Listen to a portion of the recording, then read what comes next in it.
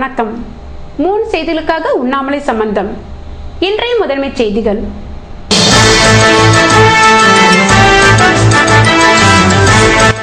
காந்தி சிலை முன்பாக தன்னந்தனியாக தர்ணா. மது மற்றும் புகையிலை பழக்கத்தை கைவிட வலியுறுத்தியவரை அழைத்துச் சென்ற காவலர்கள்.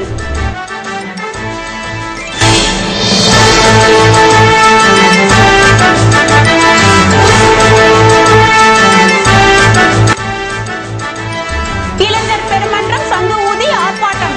அரசு காலி பணியிடங்களை வேலைவாய்ப்பு அலுவலகம் மூலம் நிரப்பிட வேண்டும் என கோரிக்கை.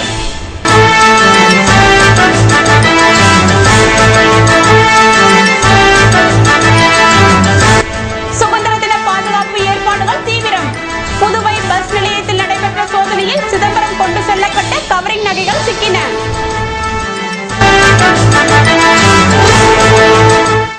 இனி விரிவான செய்திகள்.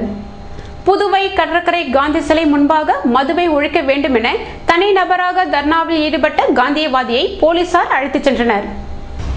மது மற்றும் புகையிலையை ஒழிக்க வேண்டும் என காந்திய மக்கள் இயக்க ஒருங்கிணைப்பாளர் சிறுவயல் கருப்பையா செவ்வாய்க்கிழமையன்று தனிநபராக கடற்கரை காந்தி சிலை முன்பாக தர்ணாவில் ஈடுபட்டார்.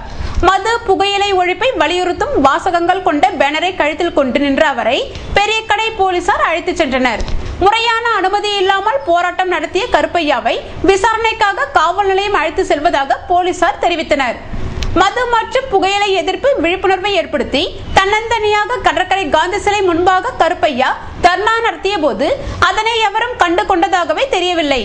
சினிமா படப்பிடிப்பு என்றால் கூடும் கூட்டம் ஒருபுறம் இருக்க, மதுவை ஒழிக்க வேண்டும் என தர்ணா நடத்தியவரிடம் ஒருவர் கூட எதற்காக இந்த போராட்டம் என்று கேட்க ஒருவர் கூட தயாரில்லை என்பதுதான் வேதனை. புதுவை அரசு துறைகளில் காலி பணியிடங்களை வேலைவாய்ப்பு அலுவலகம் மூலம் நிரப்ப வலியுறுத்தி இளைஞர் பெருமன்றத்தினர் சங்கு ஊதி மலர் வளையம் வைத்து ஆர்ப்பாட்டத்தில் ஈடுபட்டனர். அரசு துறை காலி பணியிடங்களை வேலைவாய்ப்பு அலுவலகம் மூலம் நிரப்ப வேண்டும். அரசு மற்றும் அரசு சார்பு நிறுவனங்களில் கொள்ளைப்புறமாக ஆட்கள் நியமிப்பதை தவிர்க்க வேண்டும்.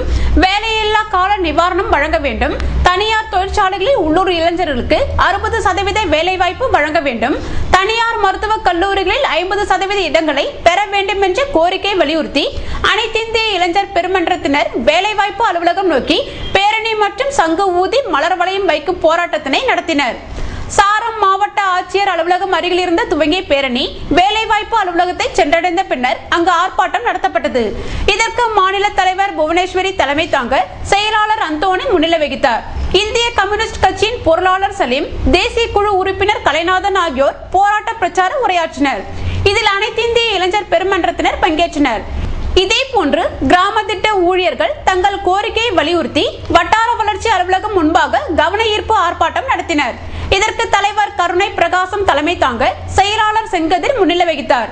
இதில் சம்மேளன கௌரவ தலைவர் பாலமோகனன், தலைவர் சீதாராமன், பொது செயலாளர் பிரேமதாசன், துணைத் தலைவர் மோகனகிருஷ்ணன், துணை பொது செயலாளர் ராதாகிருஷ்ணன் ஆகியோர் சிறப்புரையாற்ற இதில் கிராம திட்ட ஊழியர்கள் கலந்து கொண்டனர். புதுவை பஸ் நிலையத்தில் போலீசார் நடத்திய சோதனையில் 12,000 ரூபாய் மதிப்புள்ள கவரிங் நகைகள் சிக்கின. இவைகளுக்கு உரிய ஆவணங்கள் இருந்ததால் அவை உரியவர்களிடம் ஒப்படைக்கப்பட்டது. சுதந்திர தினத்தை முன்னிட்டு பஸ் நிலையம், ரயில் நிலையம் உள்ளிட்ட முக்கிய பகுதிகளில் போலீசார் ரோந்து பணியை தீவிரப்படுத்தி உள்ளனர். புதுவை பஸ் நிலையத்தில் போலீசார் நடத்திய சோதனையின் போது 12,000 ரூபாய் மதிப்புள்ள கவரிங் நகைகள் சிக்கியது. இந்த நகைகள் புதுவை முத்தல்பேட்டையில் தயாரிக்கப்பட்டு சிதம்பரத்திற்கு கொண்டு செல்வது தெரிய வந்தது. இதனை கொண்டு சென்ற இளைஞர்களை மடக்கிய போலீசார் உரிய ஆவணங்கள் இருப்பதை அறிந்து அவர்களை விடுவித்தனர். கவரிங் நகைகளும் ஒப்படைக்கப்பட்டது.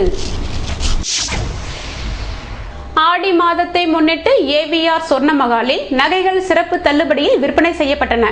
இது பற்றிய நிறுவனத்தின் மேலாளர் கூறுகையில், புதுச்சேரியில் ராஜா தேட்டர் ஆப்போசிட்டில் நம்ம ஏவிஆர் சொன்ன மகாலில் புதுசாக லான்ச் பண்ணிக்கிற கலெக்ஷனை பற்றி இன்றைக்கி நம்ம பார்க்க போகிறோங்க. ஸோ இப்போ நம்ம பார்த்துருக்கிற கலெக்ஷன் வந்து ஆரா டைமண்ட்ஸுங்க. இது வந்து நம்ம ஏவிஆர் சொன்ன மகாலில் ஃபஸ்ட் டைம் வந்து நம்ம லான்ச் பண்ணியிருக்க இந்த பியூட்டிஃபுல்லான கலெக்ஷன் நீங்கள் பார்க்குறீங்க. இப்போது இது ஃபுல் அண்ட் ஃபுல் வைல்ட் லைஃப்பை வந்து நம்ம பேஸ் பண்ணி நம்ம செஞ்சுருக்கிற கலெக்ஷனுங்க. ஃபுல்லாக அந்த டேர் நமக்கு தெரியும், ப்ளஸ் அந்த 3D டைமென்ஷன் ஒர்க் வந்து ரொம்ப அழகாக தெரியுங்க நமக்கு. நீங்கள் பார்க்கலாம். நீங்கள் இதில் அது நம்ம இந்த ரூபிலேயே வந்து நம்ம வந்து டைமண்ட் ஸ்டோன் ஒர்க் பண்ணியிருக்கோம். அது ரொம்ப பியூட்டிஃபுல்லாக இருக்கும் உங்களுக்கு. ப்ளஸ் இதுக்கு வந்து மேட்சிங்காக வந்து இயரிங்கும் வந்து இதுக்கு மேட்சிங்காகவே வந்துடுது. ரொம்ப எக்ஸ்க்ளூசிவான செட்டு. இது எல்லாமே பார்த்தீங்க அப்படின்னா நம்ம ஏவியா சொன்ன மாதிரில ஃபர்ஸ்ட் டைம் லான்ச் பண்ணியிருக்க கலெக்ஷன். அது இல்லாமல் இது எக்ஸ்க்ளூசிவாக வந்து இந்த ஃப்ரெஞ்ச் பீப்புள்ஸ்க்காகவே வந்து இப்போ புதுசாக லான்ச் பண்ணிட்டு இருக்கிற கலெக்ஷனுங்க இது எல்லாமே. அது இல்லாமல் இது என்னன்னு பார்த்தீங்கன்னா எல்லாமே IGI சர்டிஃபிகேஷன், இன்டர்நேஷ்னல் ஜமாலிகல் இன்ஸ்டியூட் அவங்களோட சர்டிஃபிகேஷனோட நம்ம தரோங்க இந்த டைமண்ட்ஸ் எல்லாமே. இது எல்லாமே நம்ம ஏவியா சொன்ன மாதிரில மாத்திரம்தாங்க கிடைக்கும்.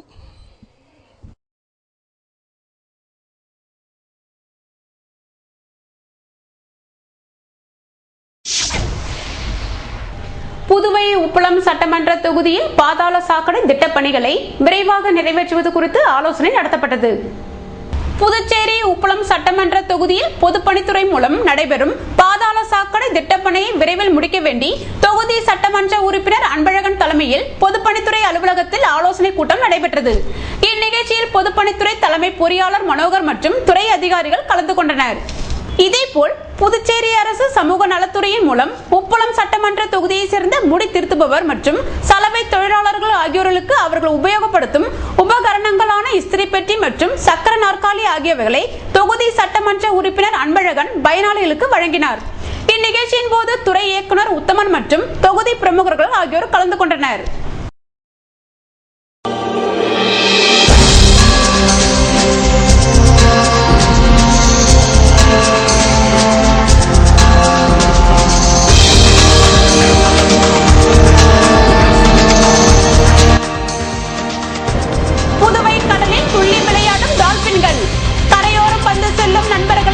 சுற்றுலா பயணிகள் உள்ளூர் மக்கள் ஆர்வம்.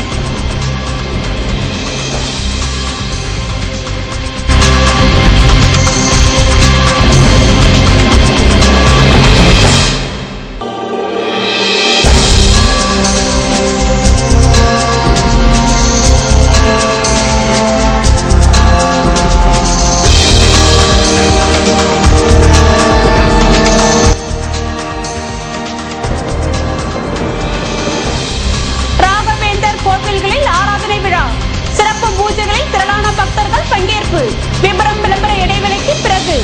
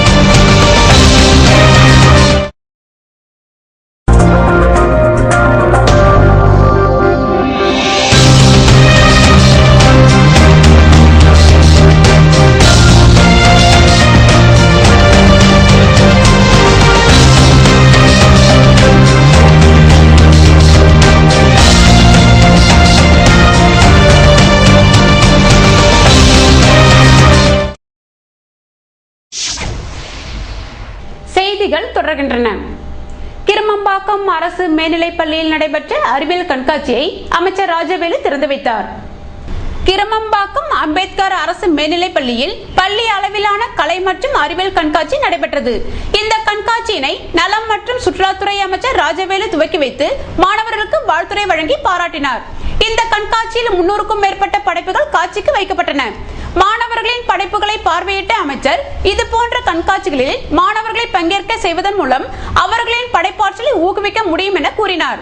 பள்ளியின் துணை முதல்வர் ஜெயராமன் தலைமையில் ஆசிரியர்களின் ஆலோசனையுடன் மாணவர்கள் செய்திருந்த படைப்புகளை அப்பகுதியை சார்ந்த பிற பள்ளி மாணவர்கள் 500க்கும் மேற்பட்டோர் வந்து பார்வையிட்டு பயன்பெற்றனர். சுற்றுச்சூழல் விழிப்புணர்வு தொடர்பான மிகப்பெரிய அளவிலான படைப்பு அனைவரையும் சிறப்பாக கவர்ந்தது. முன்னதாக தலைமை ஆசிரியர் ராதாகிருஷ்ணன் சிறப்பு விருந்தினர்களை வரவேற்று பேசினார். கண்காட்சிக்கான ஏற்பாடுகளை ஆசிரியர்களும் பெற்றோர் சங்க உறுப்பினர்களும் செய்திருந்தனர். சைல்டு லைன் சர்வீஸ் குழந்தைகள் பராமரிப்பு நிறுவனங்களுக்கான பயிற்சி முகாமில் பலர் பங்கேற்றனர். சைல்டு லைன் 1098 திட்டம் செயல்படுத்தும் PMSSS மற்றும் பேபி சாரா இல்லம் ஆகிய தொண்டு நிறுவனமும் இணைந்து குழந்தைகள் பராமரிப்பு நிறுவனங்களுக்கான பயிற்சி PMSSS கூட்டரங்கில் நடைபெற்றது. இப்பயிற்சியினை திருமதி சாந்தி சமூக நலத்துறை இணை இயக்குனர் துவக்கி வைக்க குழந்தை குழந்தைகள் நலக்குழு தலைவி வித்யா ராம்குமார், புதுவை பல்நோக்கு சமூக சேவா சங்கத்தின் நிர்வாக இயக்குனர் ஆல்பர்ட் தம்பித்துரை, ஹோப் நிறுவனத்தின் இயக்குனர் கண்ணாயிரம் ஆகியோர் முன்னிலை வகித்தனர்.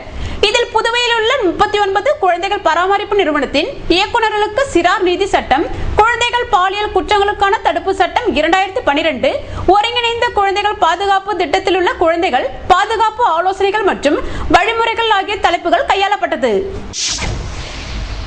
புதுவை கடலில் டால்பின் மீன்கள் துள்ளி துள்ளி விளையாடுவதை கண்டு சுற்றுலா பயணிகள் கூடுதல் உற்சாகம் அடைந்தனர்.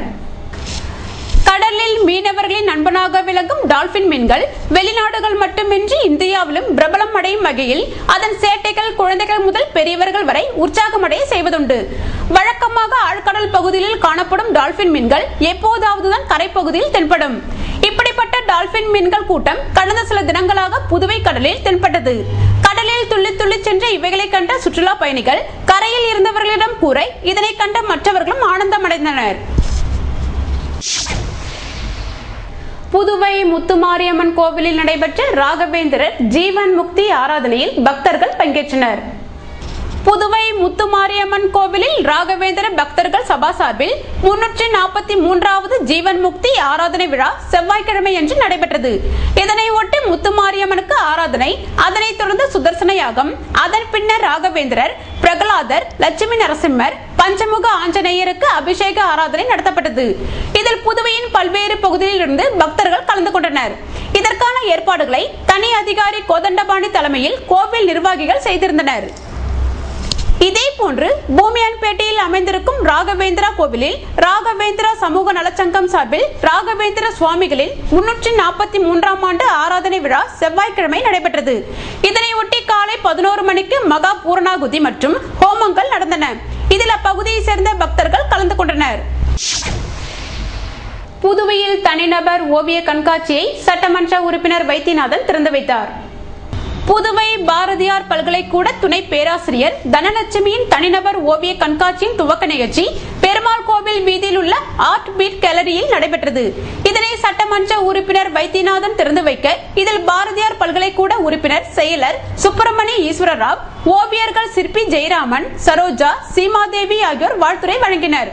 இந்த கண்காட்சியில் இடம்பெற்றிருந்த ஓவியங்களை பாரதியார் பல்கலைக்கூட மாணவ மாணவிகள் மற்றும் பொதுமக்கள் பார்வையிட்டனர்.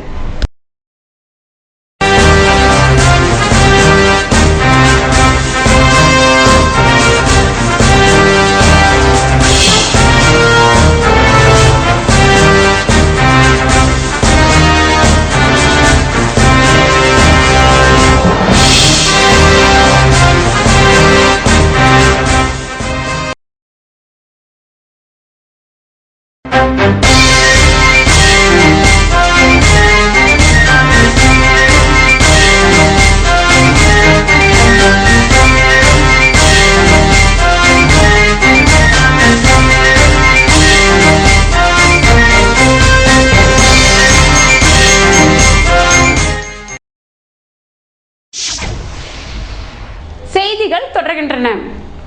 காமராஜர் கல்வீடு கட்டும் திட்டத்திற்கு 2ஆம் மற்றும் 3ஆம் தவணைகளை சட்டமன்ற உறுப்பினர் கார்த்திகேயன் வழங்கினார்.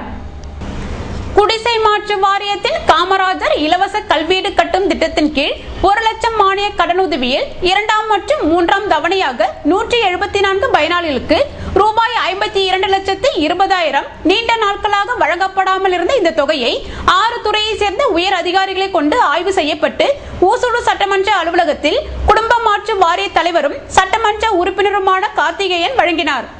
சிறப்பு செயல் அலுவலர் ரவிச்சந்திரன், உதவி பொறியாளர் ரவிச்சந்திரன், இளநிலை பொறியாளர் அனில்குமார், கள ஆய்வாளர்கள் முருகவேல், செந்தில், காசாளர் நெஸ்தர் ஆகியோரும் ஊசுடு என்ஆர் காங்கிரஸ் பிரமுகர்களும் கலந்து கொண்டனர். இன்றைய தங்கம் வெள்ளி விலை விபரம் வழங்குவோர் ஏவிஎஸ் ஸ்வர்ணமஹாலின் நவீன மங்கையின் நவநாகரிக நகைகள்.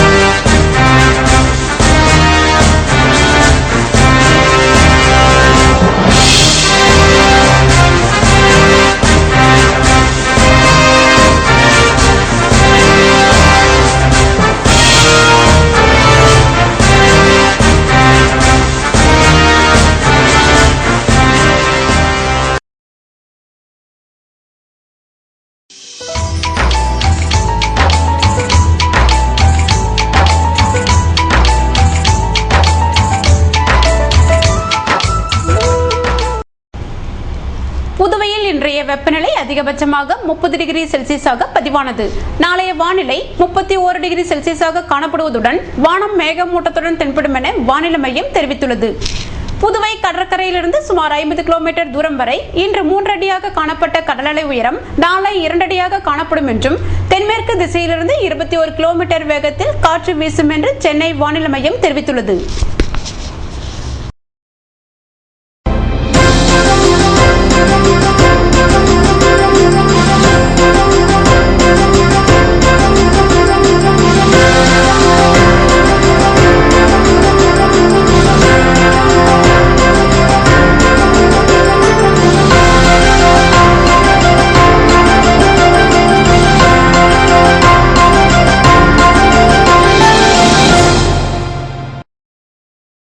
மீண்டும் இன்றைய முதன்மை செய்திகள்.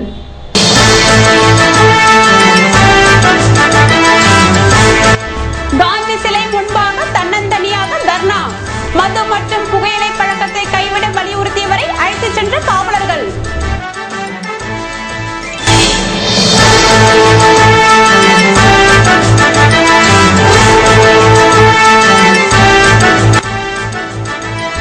இளைஞர் பெருமன்றம் சங்க ஊதி ஆர்ப்பாட்டம். அரசு காலி பணியிடங்களை வேலைவாய்ப்பு அலுவலகம் மூலம் நிரப்பிட வேண்டும் என கோரிக்கை.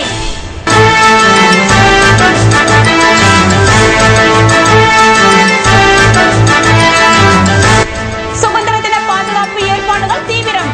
புதுவை பஸ் நிலையத்தில் நடைபெற்ற சோதனையில் சிதம்பரம் கொண்டு செல்லப்பட்ட கவரிங் நகைகள் சிக்கின.